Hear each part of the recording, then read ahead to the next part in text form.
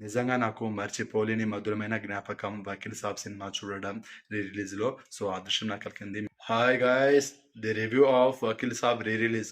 RTC cross రోడ్‌లో morning సంధ్య థియేటర్‌లో చూసినా భయ్ ఆ సినిమాని. ఏం ఫీల్ ఉంది మామ! ఫ్యాన్స్‌తో కలిసి ఆ క్రౌడ్‌లో ఆ కేకలు, ఆ అరుపులు మామూలుగా లేదు నా ఎక్స్‌పీరియన్స్ అయితే. సినిమా రిలీజ్ అయిన ఫస్ట్ రోజు ఏ రేంజ్‌లో రచ్చ ఉంటదో, రీ రిలీజ్‌లో కూడా అంతకు మించి రచ్చ కనిపించింది నాకు ఈ రోజైతే. ఎందుకంటే పవన్ కళ్యాణ్ గారిని స్క్రీన్ మీద చూసి చాలా రోజులైంది. అందుకనేమో మరి. సో, ప్లస్ ఆర్ మైనస్ మొత్తం మాట్లాడుకుందాం రివ్యూలో. సో, ప్లస్ పాయింట్స్ సినిమా యొక్క కంటెంటు అండ్ పవన్ కళ్యాణ్ గారి looks and background music Tamanna and songs and హీరోయిన్‌ల యాక్టింగ్సు అండ్ ఎస్పెషల్లీ కోర్ట్‌లో ఉన్న సీన్స్ అయితే మామూలుగా ఉండదు.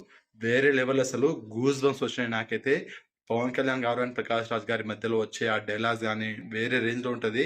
మనకు థియేటర్‌లో వాళ్ళు చెప్పే డైలాగ్స్‌కి ఆ సౌండ్ వినపడదు. ఫ్యాన్స్ చేసే హడావిడి, ఆ కేకలు, అరుపులు, విజిల్స్ ఆ సౌండ్ మనకు వినిపిస్తుంది. పేపర్‌లో ఇలా గాల్లో ఎగురుస్తుర్రు. అసలు స్క్రీన్ పైన బొమ్మలే కనిపిస్తలేదు. ఆ రేంజ్‌లో హడావిడి అసలు.